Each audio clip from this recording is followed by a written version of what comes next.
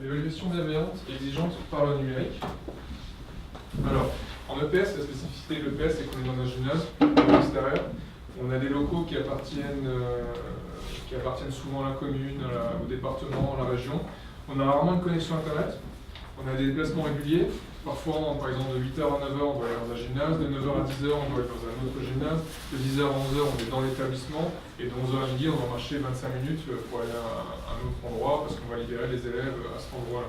Donc on doit avoir du matériel transportable, léger, qui ne prend pas trop de place et qui ne nous lie pas à une connexion Internet filière ou borne Wi-Fi d'un établissement. Parce que on ne les a pas.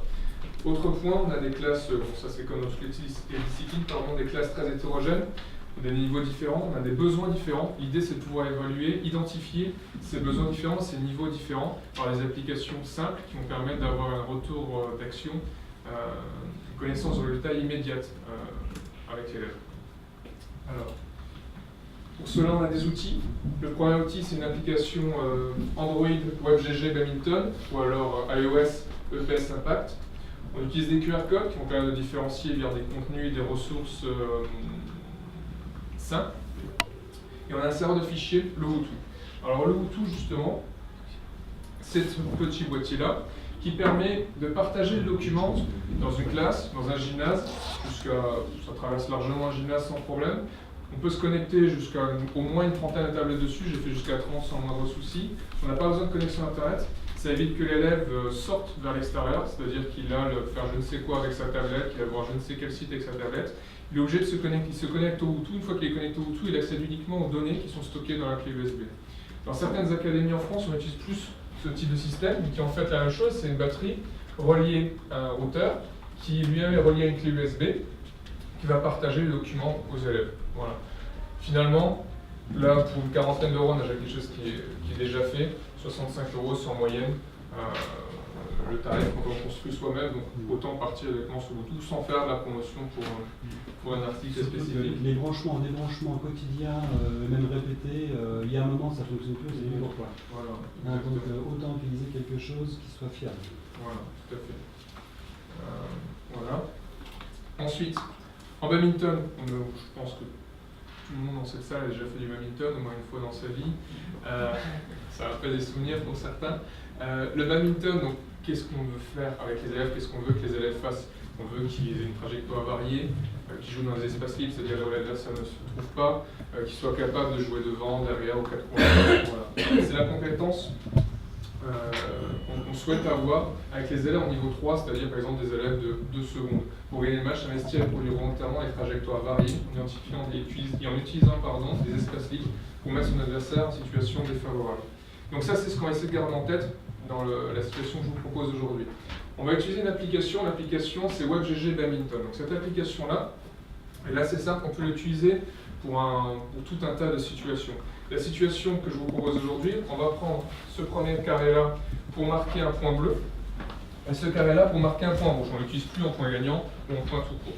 Lorsque l'élève a besoin de se déplacer de moins d'un pas ou un pas, on lui met un point bleu. Lorsqu'il a besoin de se déplacer de plus d'un pas, on lui met un point rouge. Plus d'un pas, ça veut dire quoi? Ça veut dire que l'élève qui joue contre nous a forcé à nous déplacer et donc il a joué dans un espace qui est libre. C'est ce qu'on appelle les espaces libres. Cette application-là, elle est détournée. Ça va permettre d'avoir un score immédiat en bas. Par exemple, là, on voit que 17 fois sur 24, il a joué sur l'adversaire, parce que l'adversaire n'a pas eu besoin de bouger. Autre rapport, à la fin du match, on va savoir où l'élève a joué. Que ce soit un point bleu ou un point rouge, on sait où l'élève a joué. Donc, on sait par exemple si l'élève a toujours joué derrière le filet, s'il a joué en photo, s'il a joué au milieu de terrain, etc., etc. Ça donne des informations immédiates aux élèves. Les objectifs, un retour immédiat sur sa pratique, une régulation immédiate, parce que l'élève il voit en permanence ce qu'il est en train de faire, au temps mort, à la fin du match, au milieu du tournoi, etc. etc. On individualise les apprentissages, il y a des QR codes, je vais vous montrer ça. On va pouvoir scanner des QR codes qui vont apporter des ressources différentes, individualisées, plutôt, et on va pouvoir créer une motivation intrinsèque. Donc ça, c'est le numérique, on sait bien que ça motive un petit peu les élèves, mais ce n'est pas l'objectif premier. Ce que je vous propose, c'est qu'on va tester cette application. Alors forcément, avec des élèves, ça prend un quart d'heure, 20 minutes la première fois pour leur expliquer le fonctionnement, etc. Parce que vous allez voir que là, je vous demandais d'identifier. Enfin, vous pouvez prendre la vidéo que vous voulez, je vais lancer. Mais par exemple, sur cette vidéo-là, vous allez chercher à identifier ce que fait l'élève. Donc les déplacements qu'il induit sur l'élève qui est en face. Donc ça veut dire qu'il faut déjà être capable de se représenter le terrain de badminton, se représenter sur sa tablette, voir où l'élève se situe sur une tablette, c'est compliqué, surtout avec des élèves débutants. Et il faut comprendre le fonctionnement, c'est-à-dire que vous devez d'abord appuyer sur point, donc le rectangle du milieu, pour afficher un point bleu, et sur point gagnant pour afficher un point rouge. Donc il faut d'abord appuyer sur point. Ça aussi, c'est quelque chose qu'il faut apprendre à manipuler. Je vais vous laisser tester, vous allez voir que c'est simple mais compliqué la première minute.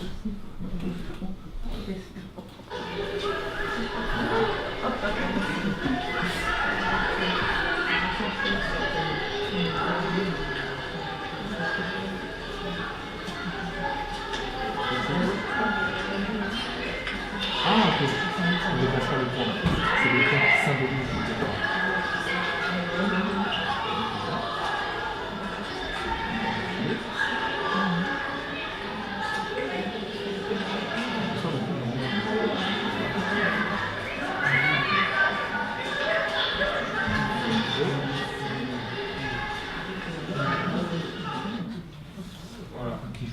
Vous avez vu, c'est pas forcément simple pour ceux qui ont essayé de faire.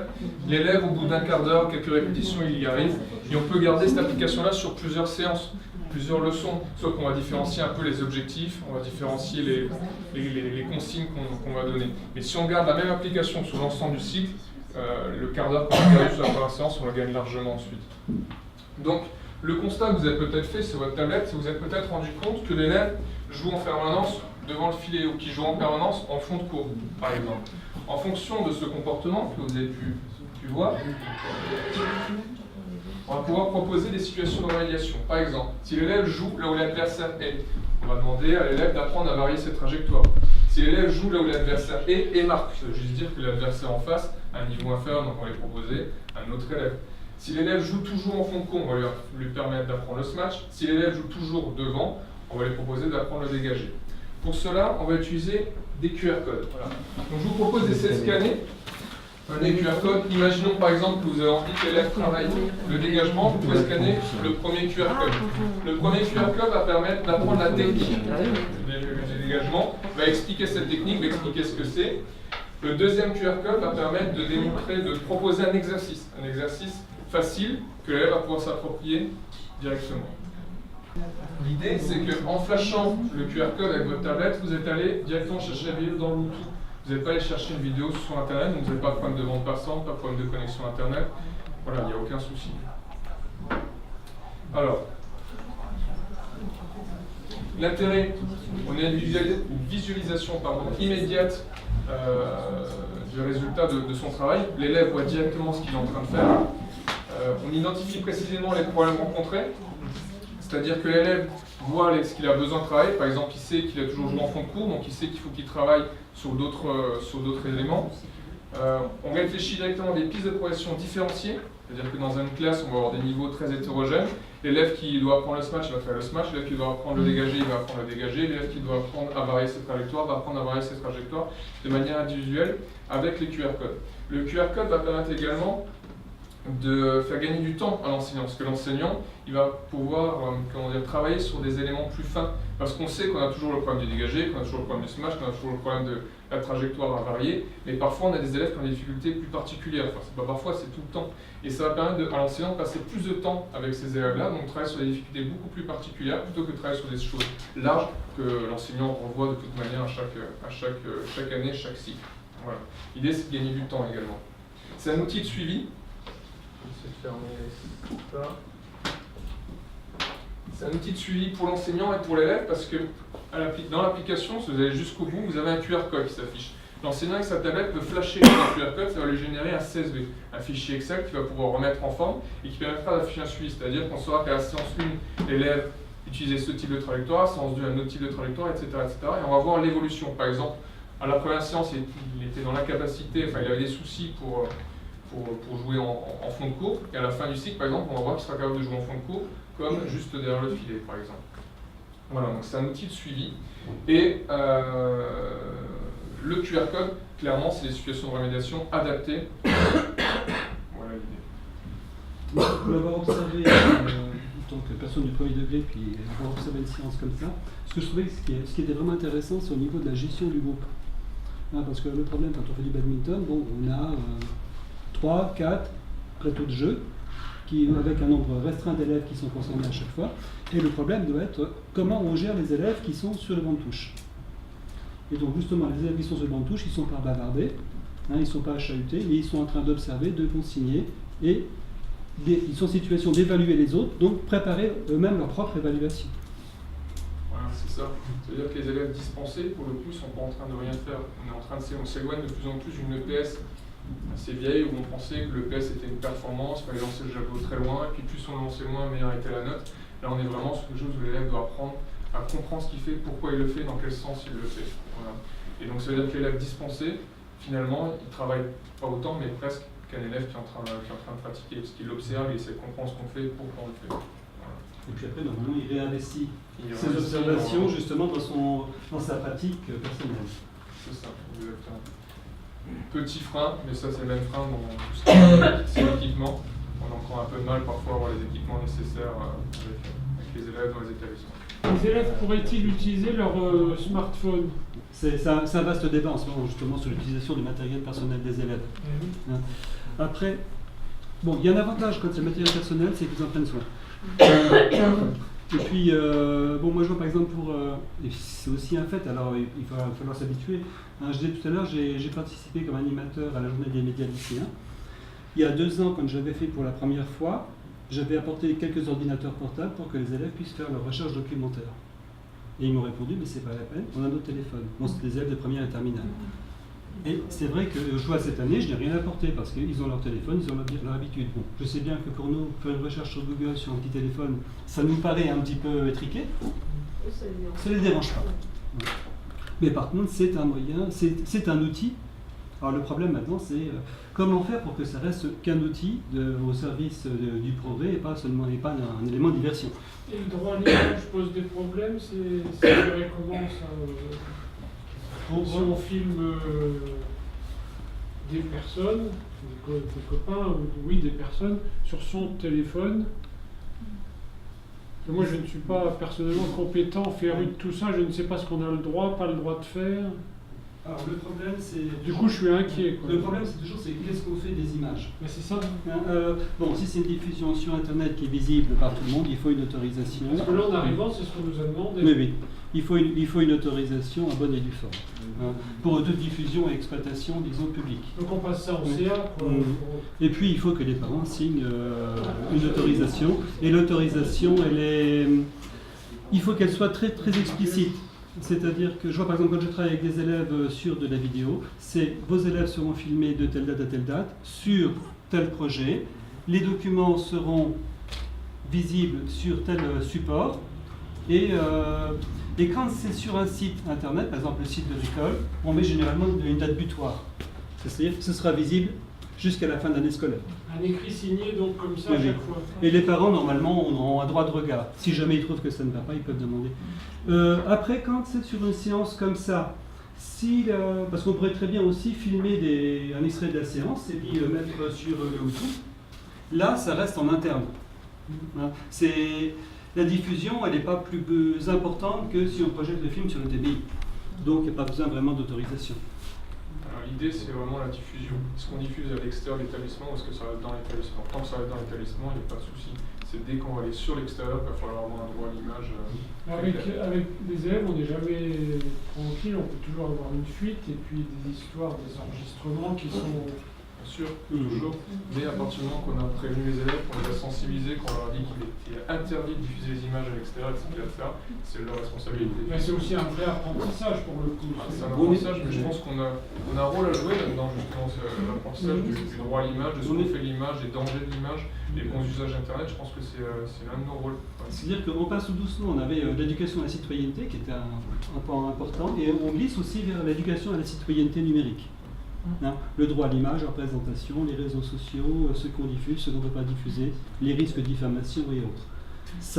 c'est encore une couche supplémentaire sur les contenus à apporter, mais on n'a pas le choix.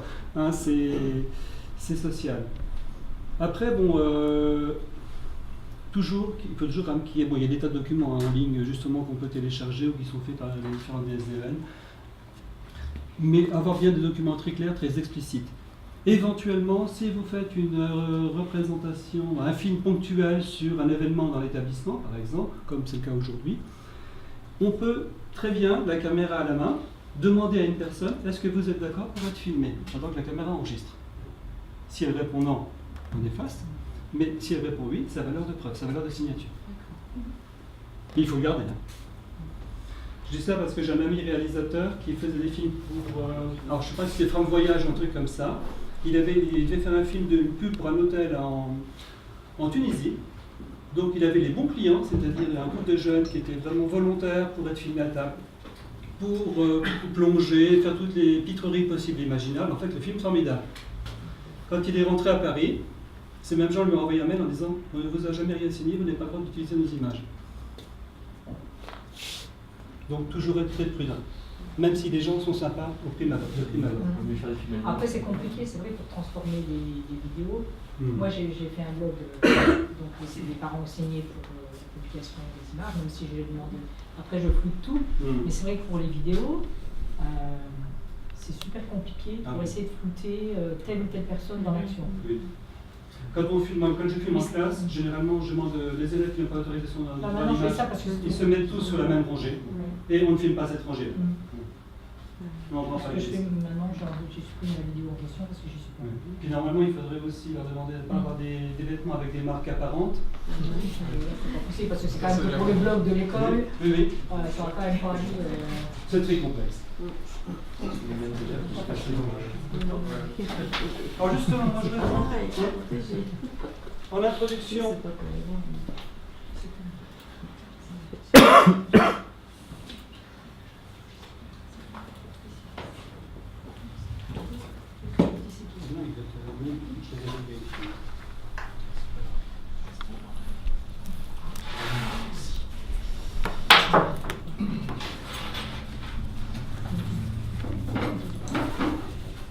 Donc nous, on utilise des tablettes depuis le mois de septembre. Les parents actuellement doivent être capables d'allumer, d'éteindre la tablette, de pouvoir la transporter dans la classe en toute sécurité. Même si on a les pochettes, c'est quand même un matériel qui est fragile. Donc il y a eu beaucoup de... On a fait beaucoup sur la sécurité des classes.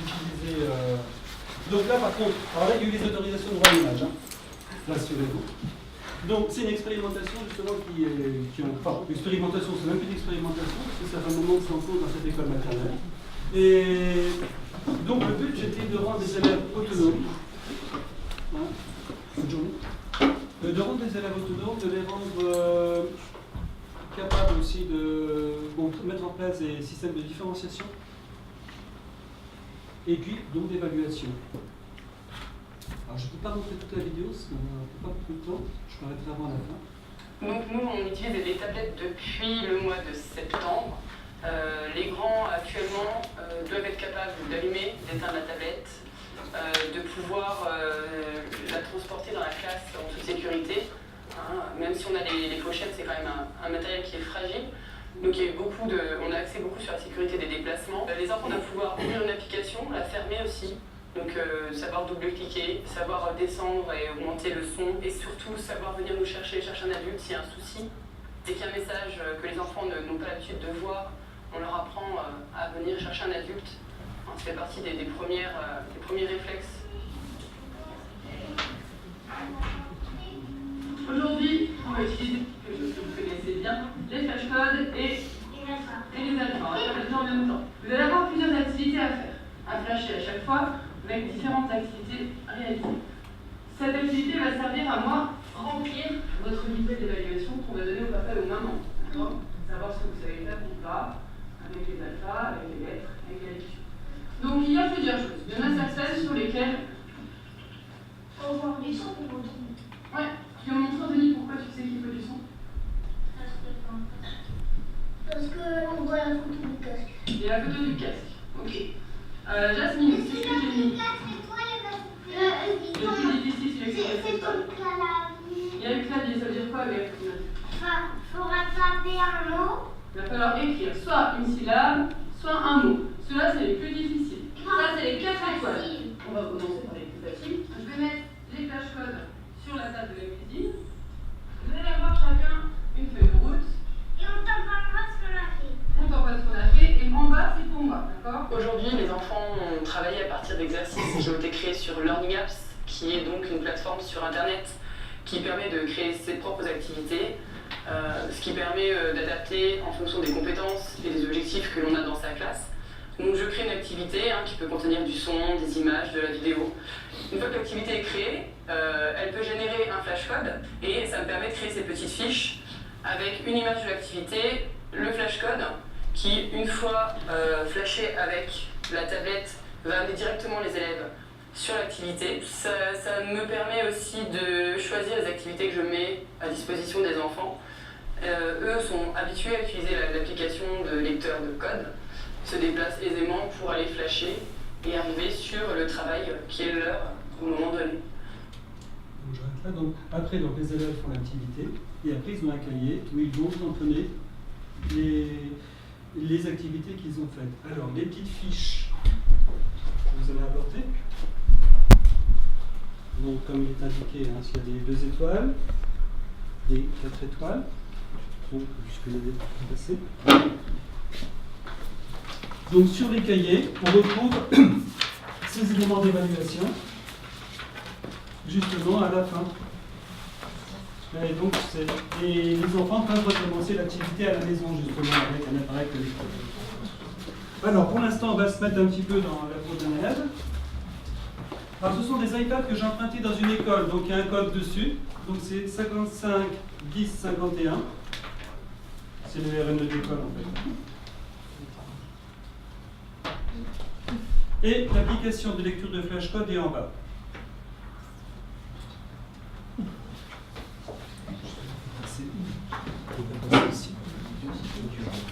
Après, ça marchera aussi avec votre matériel personnel.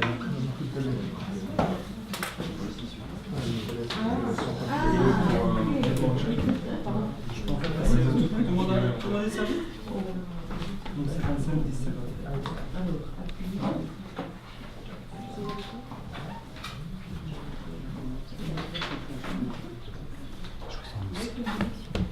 55 10 51.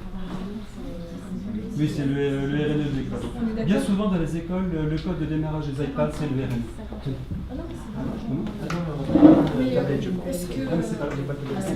Parce que celle-là se connecte à Internet, c'est pour ça. C'est ça, il ne faut pas, il n'y a pas besoin de connexion pour... Non, là il faut une connexion Wi-Fi, c'est pour ça que j'ai apporté le bande Wi-Fi. Ah mince, d'accord. Là, parce qu'en fait, on va voir après, donc les ressources sont sur Internet. Alors l'avantage, c'est que l'enseignant peut préparer une activité de chez lui, et le matin, les élèves le retrouvent sur les tablettes sans qu'il y ait besoin de rien installer. L'inconvénient, c'est qu'il faut qu'il y ait cette... Non, mais c'est pas de problème, mais c'est juste, je voulais savoir s'il fallait effectivement... Voilà, c'est tout. Non, parce que ça ne pas Internet.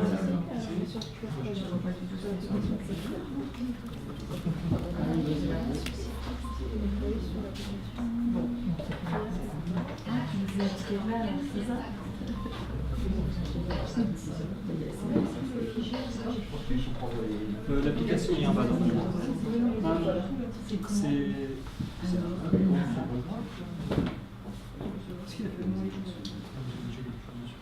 Même pas. Moi, je vous en donne un autre.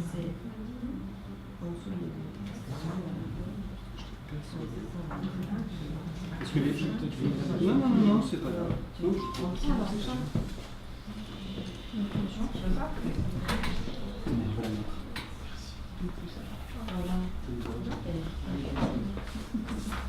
ça, c'est quand on emprunte du matériel dans une école. Donc, vert, ça veut dire que c'est juste.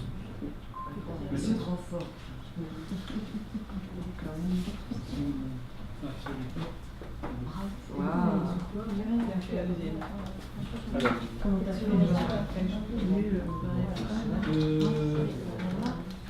Là, non, il faut reprendre le lecteur de flashcode.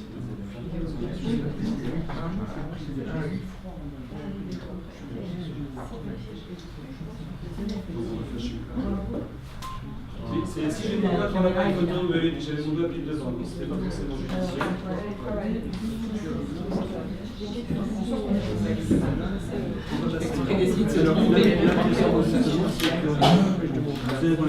On donne l'habitude de faire comme ça sur l'iPad, parce que c'est utilise des boutons. Et puis, ils vont chercher.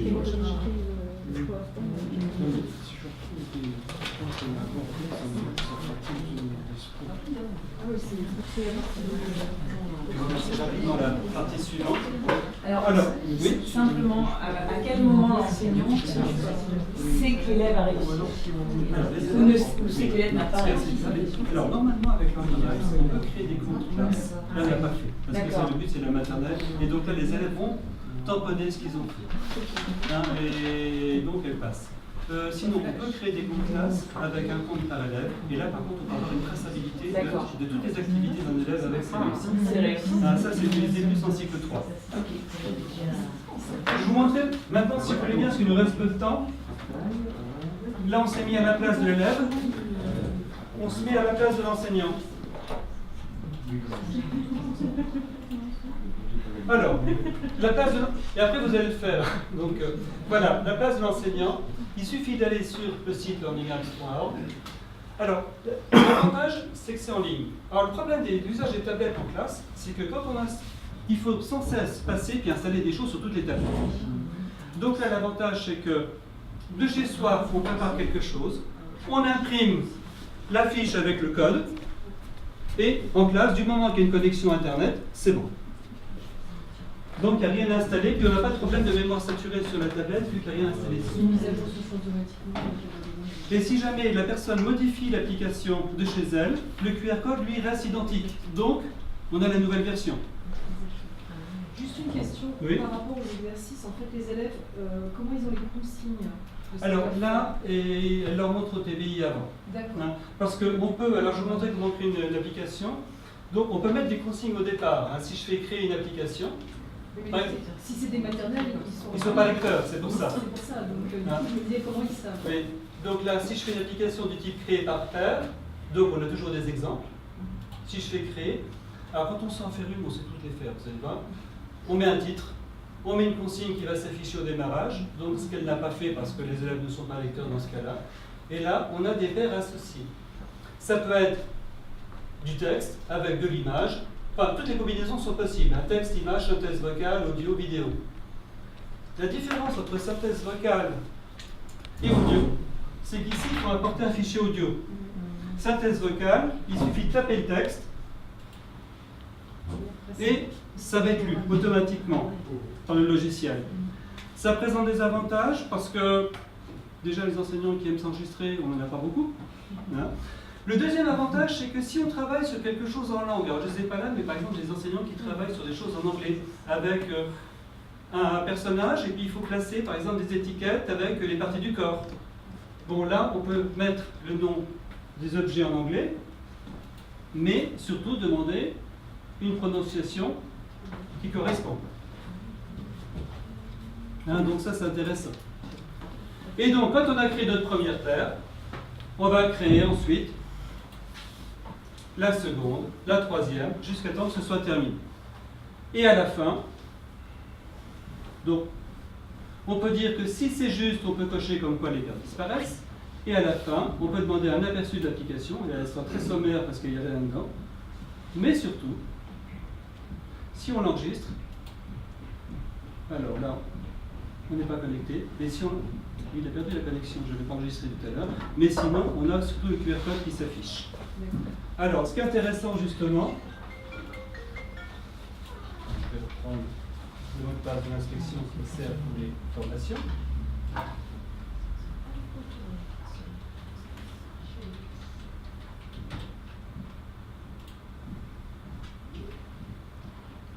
Donc les applications sont là. Donc là, il y a des tas de choses que les enseignants, là, c'est plutôt des choses que, par exemple ici, c'était les enseignants de Bouligny, commune du nord de la Meuse. Donc ici, on a bien la consigne. Clique sur l'épingle et retrouve l'image correspondant au lieu sur la carte. Par exemple, ils avaient ceci. Donc en l'occurrence, je crois que c'était l'école. Sélectionné. Je vérifie. En plus, c'est faux parce que l'épingle est restée verte, rouge. Non, c'est vert, c'est juste. Je suis bon jaune, oui. Et voilà, mais ce qui est intéressant surtout, c'est que vous avez le lien de l'application, vous pouvez la retrouver. Après, copier dans les cahiers, c'est pas forcément facile. Donc les enseignants, ils préfèrent mettre le QR code que les élèves vont flasher. Mais aussi, il y a un code d'intégration. Alors le code d'intégration, c'est utile quand on a un ENT, ce qui est de plus en plus, ou un site d'école. Et en fait, c'est exactement comme quand on intègre une vidéo YouTube sur un ENT. Il y a un code YouTube qu'on va copier-coller, et là, c'est exactement pareil. Donc l'intérêt, c'est qu'on peut préparer des exercices qui sont accessibles en classe sur les tablettes, mais que les enfants pourront retrouver sur l'ENT à la maison, en complément. Donc là, je vais vous laisser. Donc, si vous utilisez l'application Safari sur la tablette, normalement, vous avez Learning Apps qui est enregistré dessus. Si vous voulez un petit peu... qu'on termine, juste pour regarder. Et puis, je vais vous donner un petit document quand même pour résumer. Le code de 55 10 51.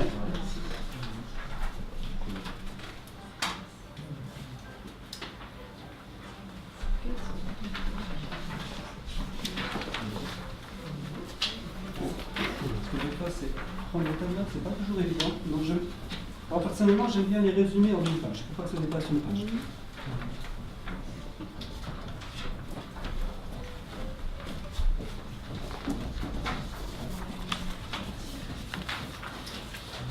Vous en voulez, si vous voulez. Ça peut toujours servir des fois pour préparer des activités en classe.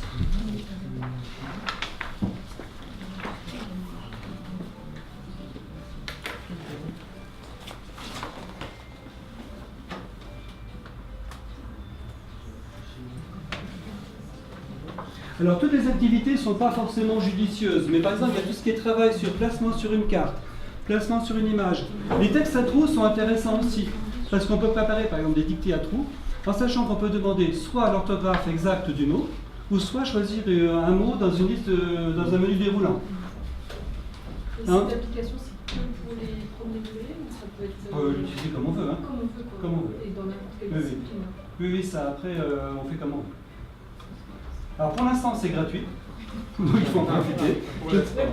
Ils ont réussi à trouver quelques sponsors très discrets. Ce sont des Allemands qui font ça.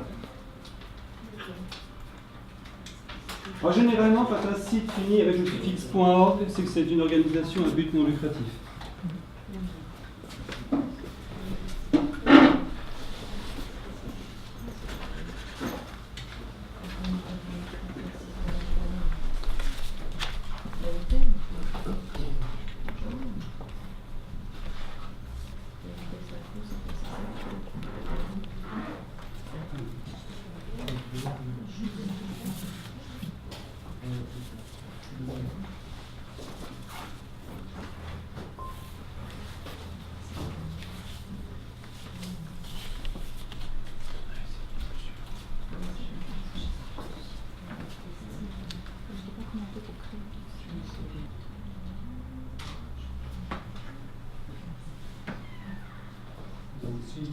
Voilà. Ce qui est intéressant, mais voilà, je vous montre rapidement l'ancien site de l'école, puisque maintenant ils travaillent sur un ENT. Donc si on est allé sur cette partie jouons ensemble. Ah, ils ont retiré leur activité, je pense. Et donc par exemple le thème de la maison. Je l'écoute, les parties de la maison. Et donc là ils avaient deux options.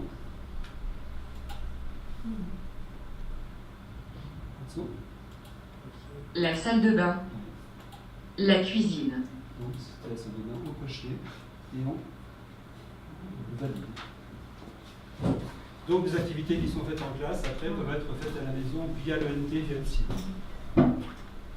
Donc le but il est intéressant, c'est que ça permet d'avoir, pour un travail fait à la maison, un support au TBI, un support individuel avec les différenciations sur les tablettes accessibles avec le QR code, et puis une possibilité d'y accéder à la maison. Avec des fois une petite difficulté, c'est une question qui a été posée tout à l'heure par rapport à la réaction des parents. Alors, une remarque de parents qui n'étaient pas très contents. Parce qu'il y avait des enfants, quand ils rentraient à la maison, la première chose qu'ils voulaient faire, c'était aller sur Internet pour montrer ce qu'ils avaient fait et ce qu'ils savaient faire. Bon, ce genre de remarques négatives, on les accepte. Je ne sais pas si il est l'heure, non? Bon, nous attendons plus un moment. Je vous remercie de votre attention.